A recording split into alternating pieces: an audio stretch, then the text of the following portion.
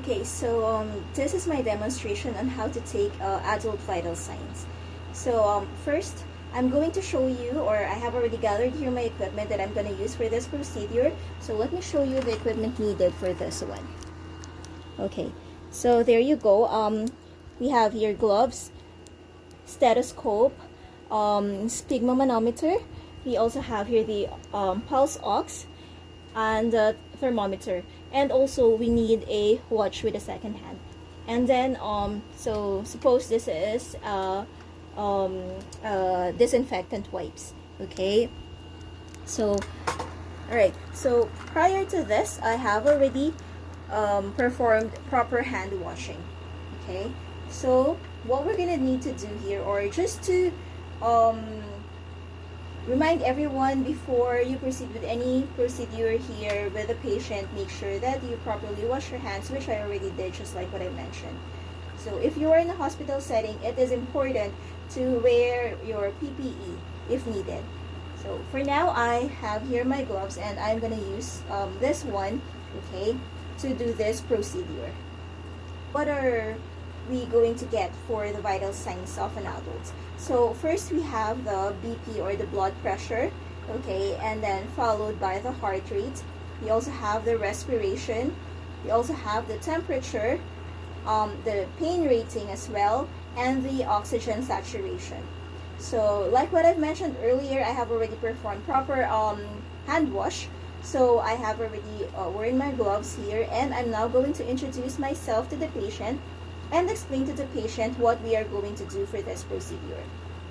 Okay, so now I'm in the patient's room. I'm going to introduce myself to the patient. So hi ma'am, my name is Chrisline and I'm your caregiver for today. Okay, so what we're gonna do here is I'm going to take your vital signs. Is that okay with you? Thank you, ma'am. Okay, so after introducing yourself and explaining to the patient what you're going to try to do for this one, for this procedure, you are going to check if you have the right patient by looking at the armband and also asking the patient her name and date of birth. Okay, so ma'am, can I have your name please? Dana. Thank you. And your date of birth? January 23. Thank you for that. So we have already confirmed that we have the right patient here. So what we're gonna do here is, first I'm going to start with the easy procedure, which is the pain rating. Okay, so for the pain rating, okay, so pain rating is important because it would affect the other vital signs. If ever the patient is in pain, it's gonna affect the other vital signs that you are going to take for today. So we are going to go ahead with that one first. Ma'am, I'm going to ask you for your pain rating, 0 being like no pain at all and 10 would be the worst. So how can you rate your pain, ma'am, from 0 to 10? 0. All right, thank you for that. So 0 means that there is no pain at all.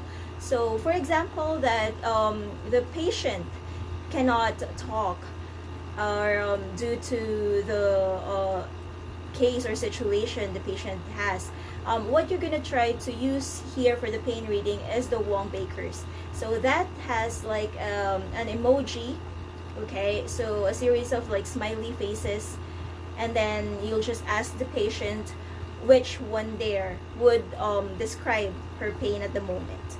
Okay, so that's it for the pain reading, and then you'll have to document it. So since the patient said 0, so there is no pain at all at this moment. So an additional information about getting or asking for the pain, okay, of the patient is that if ever the patient said that her pain rating would be like 6 or 8, so you have to ask further questions like where the pain is coming from, how is it? Is it like kind of like burning, or something that would help you describe more what the kind of pain the patient is having at the moment. Okay, so for the next one, we are going to take the oxygen saturation of the patient. So to do that, we are going to use this portable device here, or if you're in a hospital setting, you can actually use the one that is attached on the bedside of the patient. So what you're going to try to do, or how you're going to try to do this one is, you have to put it on the fingers of the patient at the edge of the tip of it, and then you look for something for a fingertip that has good circulation. Okay, so you're gonna use that. Alright, so this one should be alright. Okay, so after placing this device onto the fingertip of the patient, and we turn it on, and then we just wait until it gives us the reading. Okay. So okay, we have now here the result of the oxygen saturation of the patient. We have here 97%, which is normal because the normal would be from 95 to 100% for the oxygen saturation. All right. So next, what we're gonna take is the patient's temperature. Okay, so now we are going to get the temperature of our patient through her forehead. So we have various ways on how to measure the temperature of a patient. We can do it by orally, we can also do it through rectal, we can also do the tympanic, which is through the ears, and also the axillary. Okay, so we are going to take the patient's temperature through her temporal artery. So by using this device, and also one more thing, we need to make sure that there's no hair that's on the forehead. Okay, so we turn on the thing and then put it there in the center. Okay, and then move across the hairline, just like that. Okay, then after that, record the temperature of the patient. Okay, and then after doing that, after documenting the result of it, we are going to clean the device. So same thing with the when we took the pulse oxygenation earlier, we are also going to clean this one. Okay, same as this one. So clean your devices after use. Okay, and the next thing we are going to take is the pulse, the heart rate. Okay, so now we are going to take the heart rate. Okay, so to check the heart or the pulse rate of the patient, we are going to rate it into from levels 0 to 3 plus. So for 0 being no pulse at all, so 1 plus is weak, 2 plus is normal, and then 3 plus would be pulse is bounding. Okay. Okay, we also need to check the rhythm, okay, of the pulse. So for an adult, the usual site to check for the pulse rate is the radial artery, and you can find it by, okay, so this is the thumb of the patient, so it's usually on this side. So use the 3 fingers. Do not use your thumb because your thumb also has a pulse. Okay, so use your 3 fingers to determine or to check where the pulse is. Okay, so once you found the pulse in this radial artery, okay, using your 3 fingers here, so we don't want to press it, okay, just put your fingers lightly on it, and then you start counting. Okay, so count for 1 full minute, and then record it. Okay. Alright, so after counting for 1 full minute, we can now record the pulse rate of the patient. Okay, so now that we have already counted the pulse rate of the patient for 1 full minute, so her pulse rate is 75, and actually the normal pulse rate for a woman or for an adult in general is 60 to 100 beats per minute. Okay, so we want to have our fingers still on this on the patient's wrist, because what we're going to do next is to check the respiration rate. So for taking the respiration rate of an adult, the normal is going to be from 12 to 20 breaths per minute. Okay, so we just want to keep our fingers here because when taking the respiration rate, we don't want to tell the patient that we are actually taking it, because they may alter the way that they are breathing at the moment. So we are looking for a couple of things for taking the respiration rate. First is the rate if it's normal, okay, and then second, we also would check for the depth of it, if it's labored or unlabored, and then Okay, and we're also checking the rhythm, if it's regular or irregular. Okay, so for the breathing pattern of the patient. Okay, so for the easiest way actually for checking on it is that we look on the side of the patient. So check her the rise and fall of her chest. Okay, so technically if you're in a hospital setting, the patient is wearing a gown, you can see her or his gown move up and down as she breathes. Okay, he or she breathes. So for this one, we are going to check on the patient's breathing for 1 full minute.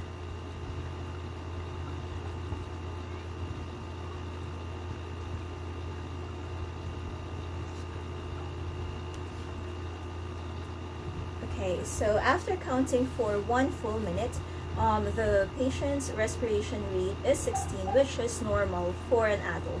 Then after that, you document the result of it. Okay, and then the last one that we are going to take is the blood pressure.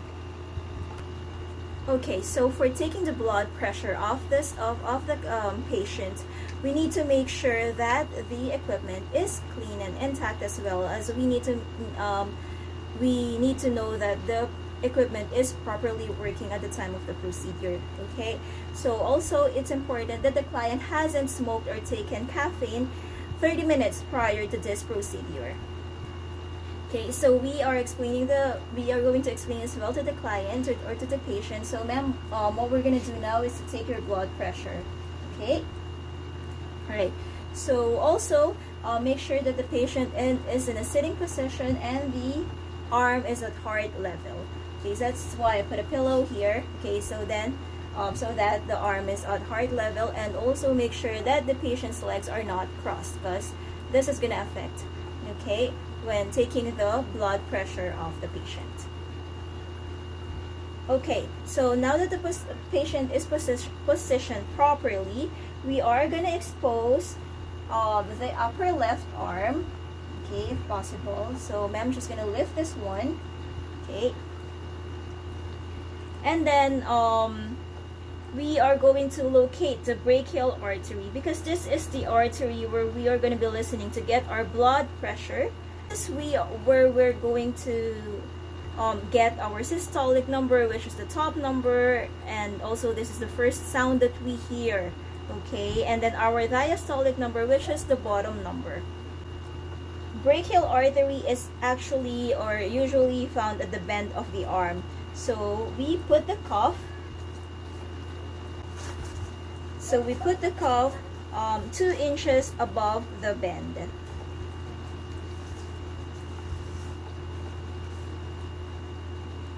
So this one, usually it's already kind of like 2 inches there.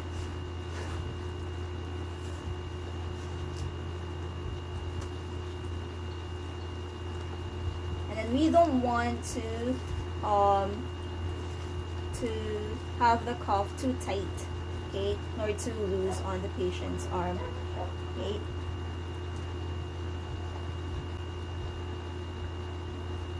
So there you go. We want to estimate the systolic pressure, so we need to find that number.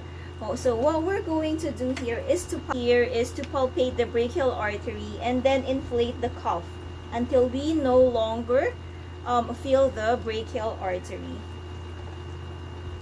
Okay, so this one, so we would usually use the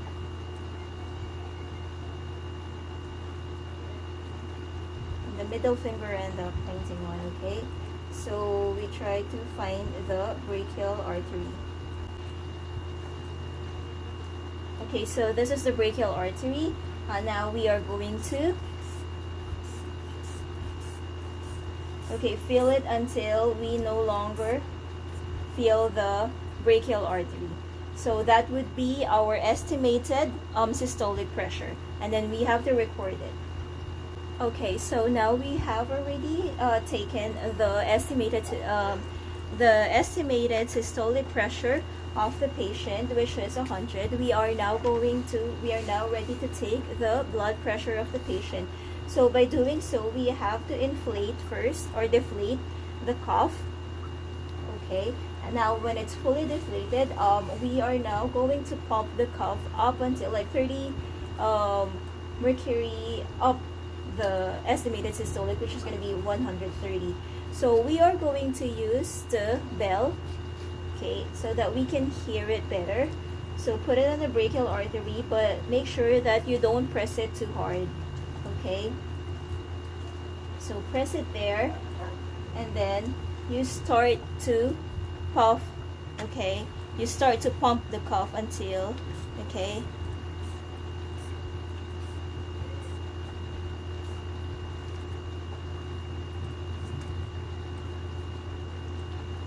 Alright, so after that, you gently release it.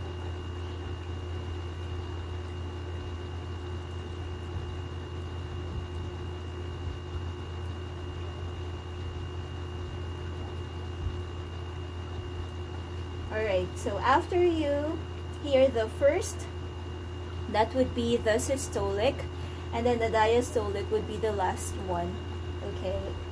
And then you deflate the cuff completely, and then take it out, okay? Then take out, remove the cuff from the patient, okay?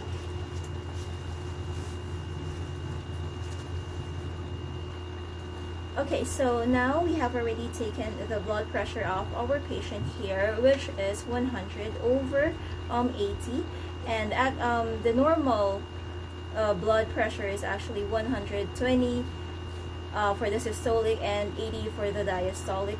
So we have here a normal blood pressure. So after that, you just document the results, and then you have to clean or to sanitize the equipment that you have used for this procedure, and then let the patient know of her results, and then that's it. That is actually, so ma'am, your blood pressure is 100 over 80, which is normal.